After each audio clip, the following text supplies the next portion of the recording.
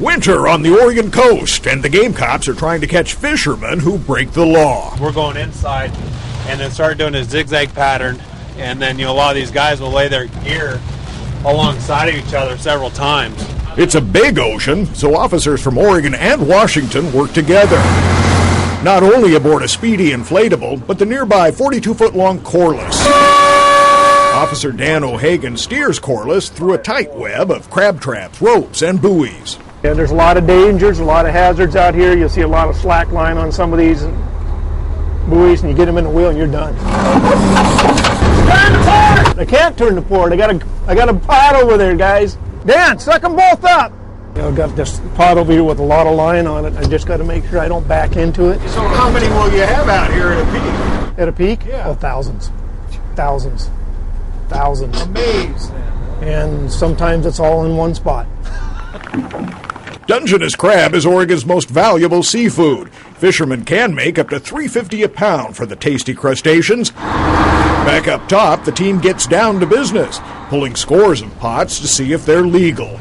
ID tags with the owner's name and information are required on pots and float buoys. If unmarked, it's illegal.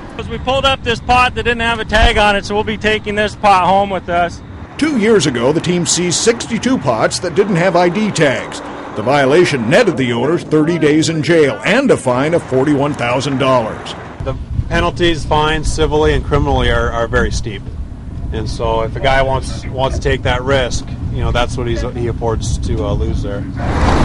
Algae-covered buoys can be a sign of phantom traps, dropped when the season started and never picked up. Conservation's the name of the game in Oregon. We have a 14-day soak limit, and officers say these pots have been down much longer, and they know that because the crabs have been eating each other. Officer Trygve Klepp learns that the pots haven't been checked in 2 months. The owner will get a citation. The team picks up 16 more pots just like it. It's just a good regulation to have, so people are continuously running their gear rather than letting it sit out on the ocean floor for a long period of time. Well, you cleaned up the ocean a little bit. A little bit, yeah, one pot at a time. Officers say one patrol at a time sends the message there's a sheriff on the high seas, and they'll continue checking through the crab season. I'm Grant McComey, KGW News Channel 8.